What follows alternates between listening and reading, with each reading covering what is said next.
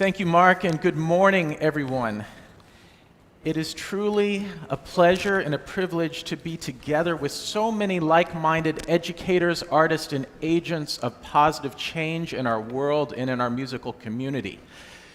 The conversation around how we should train musicians has changed dramatically from the time I entered higher education in 1988 as a performance major at the University of Houston.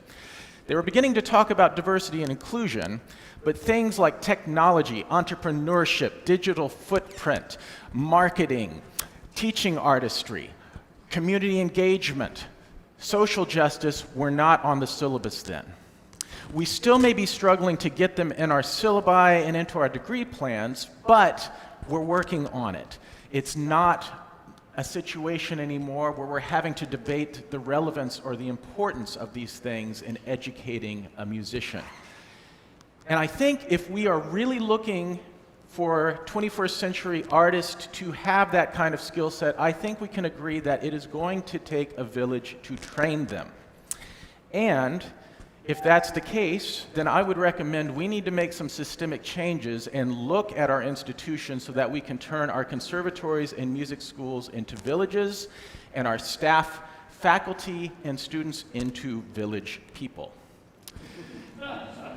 So, what does this mean? Well, how I came to understand this really was about 5 years ago when I was a guest artist to Berkeley College of Music's summer string programs.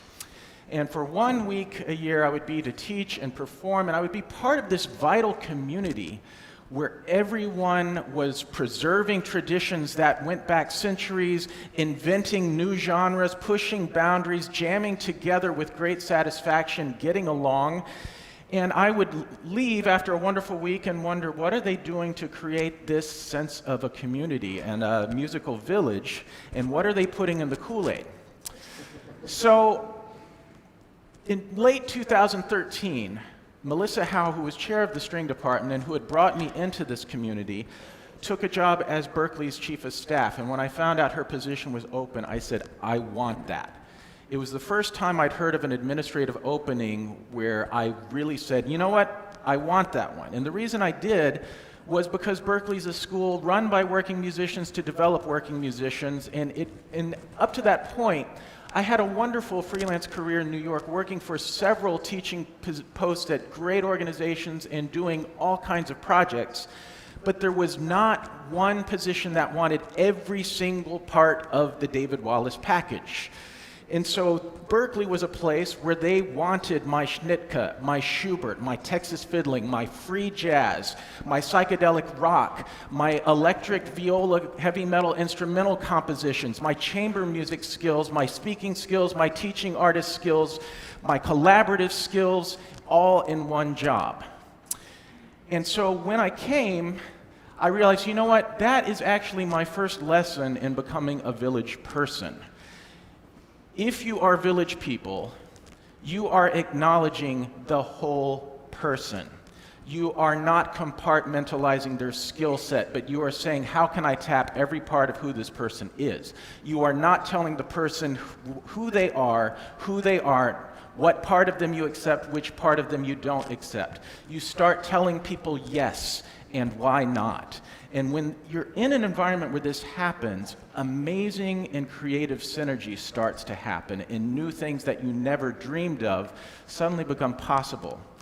But to really show you this, I would like to show you a short film that takes you inside the Berkeley String Department. Welcome to our village.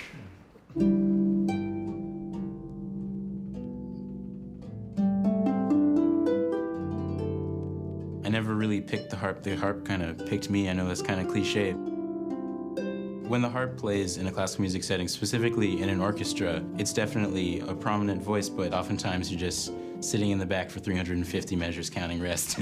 So if I have the opportunity to have a more prominent role in the music I'm making, why not? And it just made sense to seek out Berkeley.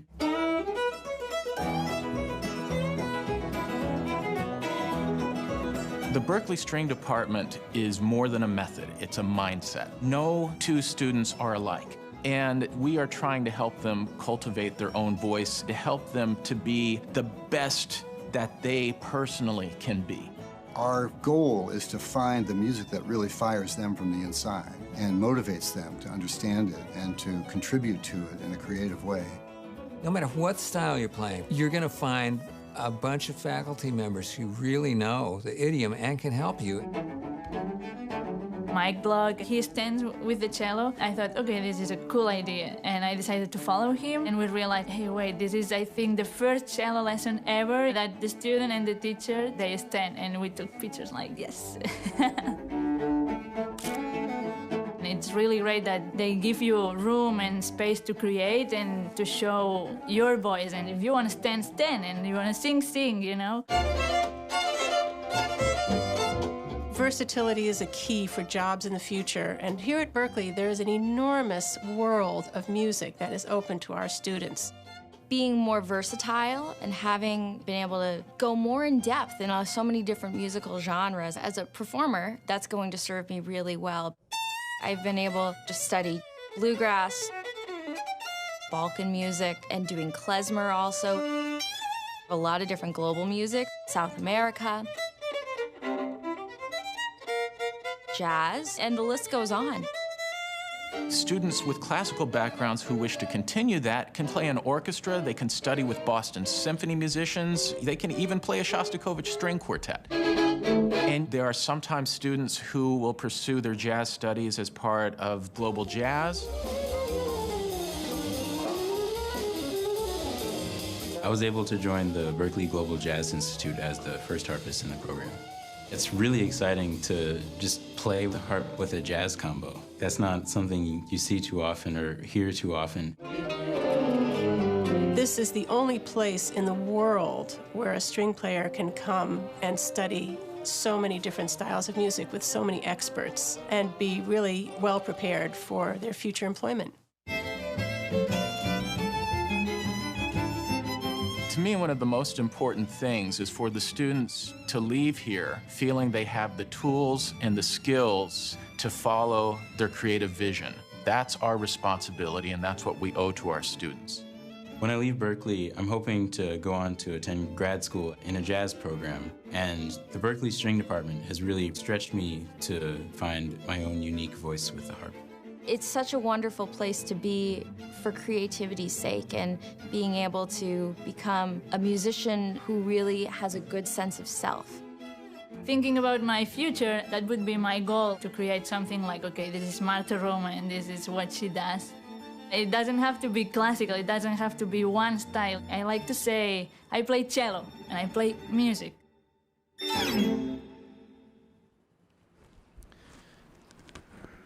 So you can see why now I look forward to Mondays more than I ever have at any time in my life.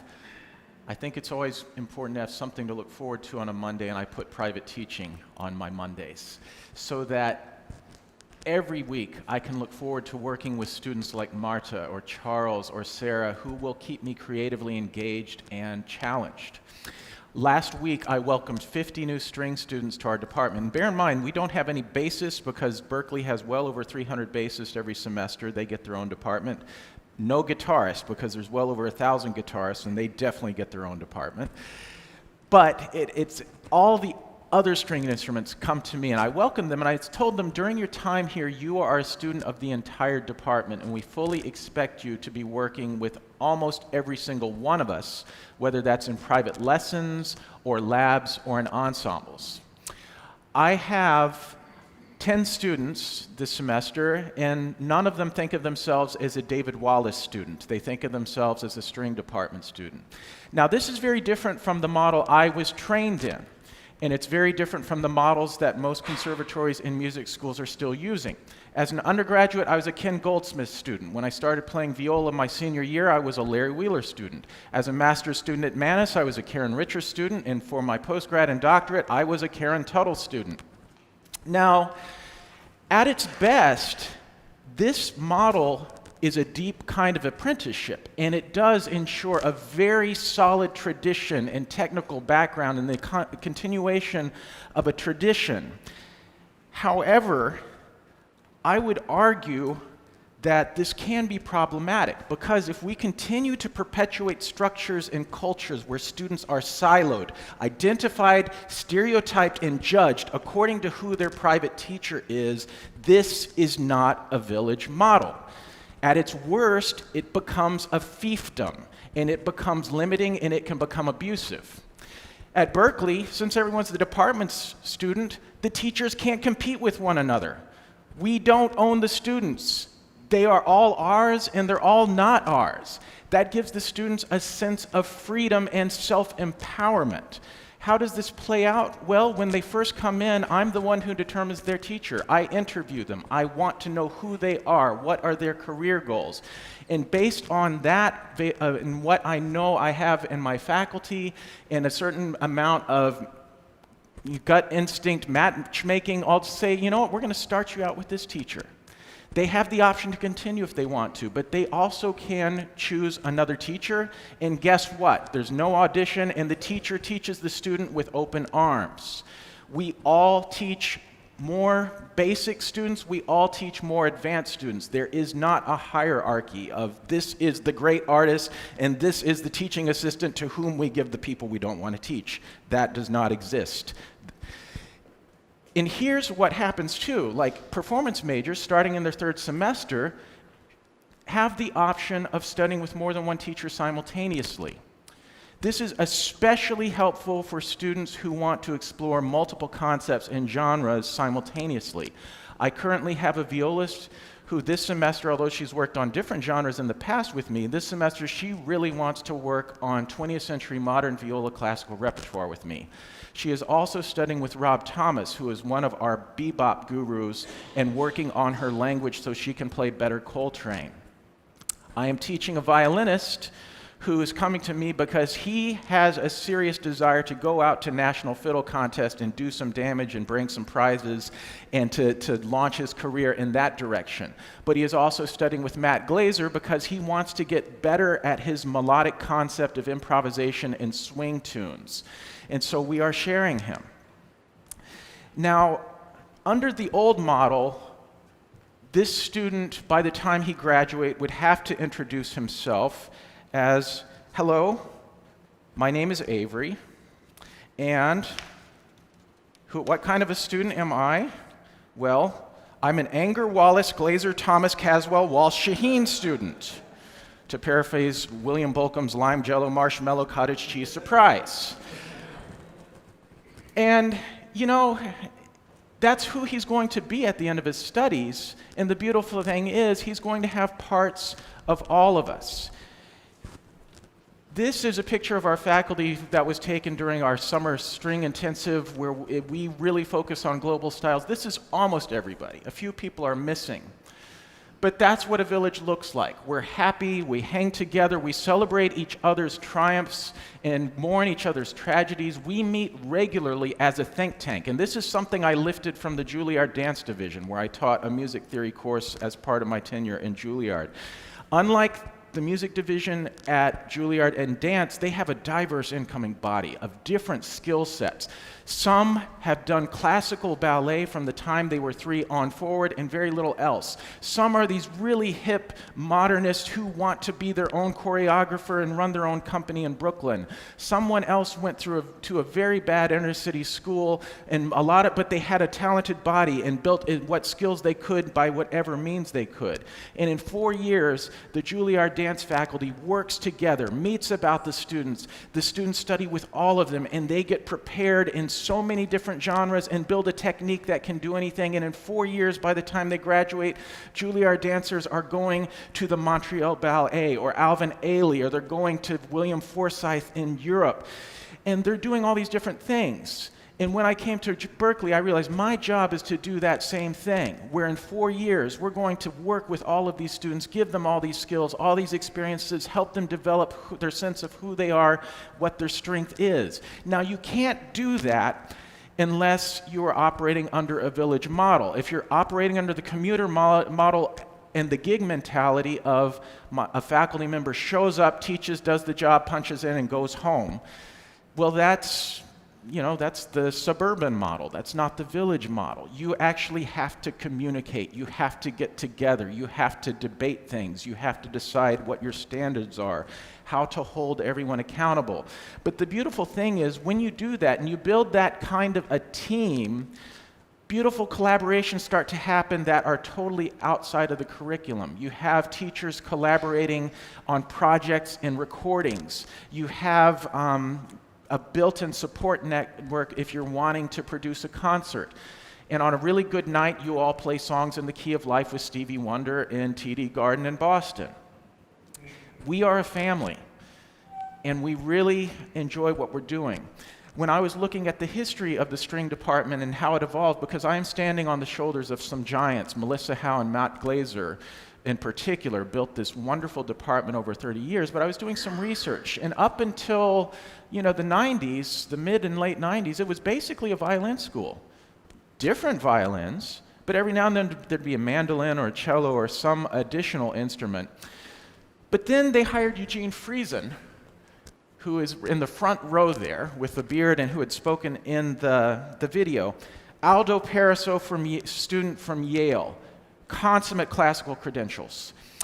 But, as he will not be shy to tell you, he said, I found myself loving classical musicians, loving classical music, but finding myself having a difficult time working with classical musicians because of the mindset. He is a very joyful person. He thinks if you're making music, if you're rehearsing, you should not be angry, you should not be upset, but you should be passionate and exultant. Yeah, maybe you'll debate a point, but you shouldn't be making anyone and yourself miserable. And so one of his things he did was he went and he worked for the Paul Winter Consort and started to explore jazz. He was the very first cellist to be featured as a soloist on Prairie Home Companion. And when he came, within about 3 years, we had 20 cello students. We currently have usually over 50 cello students, and we have now a faculty of 5 cellists, including Mike Block, who will be giving a TALK21 later today. Whom you become, whom you hire, and what you hire. About 5 years ago, Simone Shaheen was hired, world's leading Arabic violinist and oud player, a phenomenal virtuoso and also a specialist not just in traditional microtonal music, but also East-West fusion. He also has impeccable classical credentials and studied at the Manhattan School of Music. As a result of his hire, suddenly we started having students from Jordan, Palestine, Israel, Lebanon, Turkey, going completely around the world just because they wanted to study with Simone. As a result, our students can study with Simone who have already been in America and have not experienced this music at all, and we have other students of ours who are bringing these wonderful instruments that many of our students have not heard. Kamanche, oud, kanun, the kinds of instruments that many of you are now familiar with because of the Silk Road Ensemble.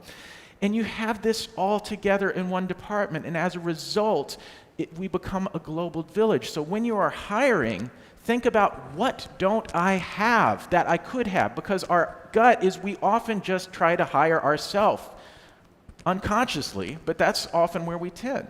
And it's helpful to put together a more strategic hiring force to look for diversity, to see what don't we have, what would we like to have. And also ask yourself the hard question of whom am I shutting down or shutting out? And if you don't know, set up a conversation with a student who is dropping out or transferring, or a faculty member who's leaving for something else. It's worth the conversation because you will learn many things that you don't know, and they are vital bits of information. And have a box of Kleenex on your table because one or both of you might need them. And those things that you learn should inform how you adjust your village. This is my office. Anybody get annoyed at those hashtag my office posts that people do? That's my hashtag my office. It's a humble office. It's fewer than 40 square feet. I love it. There are some people who come by and they're Berkeley administrators and they're kind of like almost apologetic. I'm like, you don't get it. This is the best office in the entire school. Yeah, it isn't private. Yeah, it's noisy, but I'm at the nerve center of the Berkeley string department. I've got those ensemble rooms you were seeing on each side of me, and I get some wonderful Ivesian moments where I've got a Celtic jam and an Arabic modal microtonal lesson going, and got this great world music fusion, or a funk jam and a totally free atonal modern jazz improv, and I'm in this funky swirl of dissonance. If I leave the door open, I get the gossip. I know what people are doing. I know what people are miserable about. I know what they're joyful about. People drop in, and I can solve problems. I can meet them where they are. There are days when I don't get a single thing done on my to-do list simply because I'm there and I'm available. And so I sometimes have to balance time away. But it is wonderful to be at the center of your village, and wonderful things happen. This is a moment, this is Firas Rik, who's a wonderful Kanun player, and I heard this sound, I'm like, wait a minute.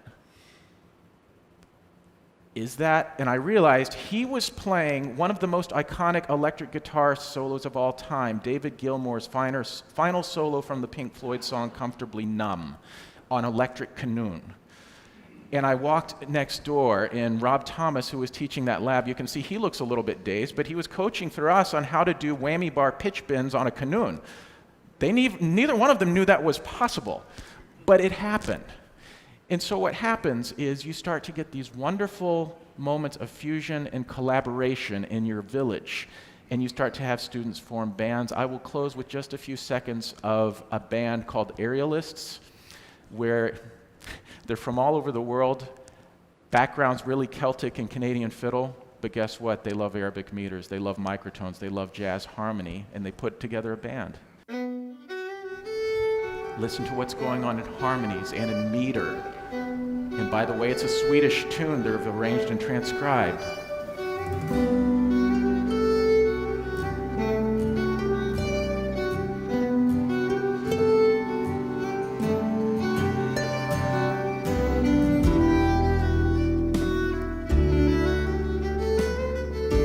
Bow inflections.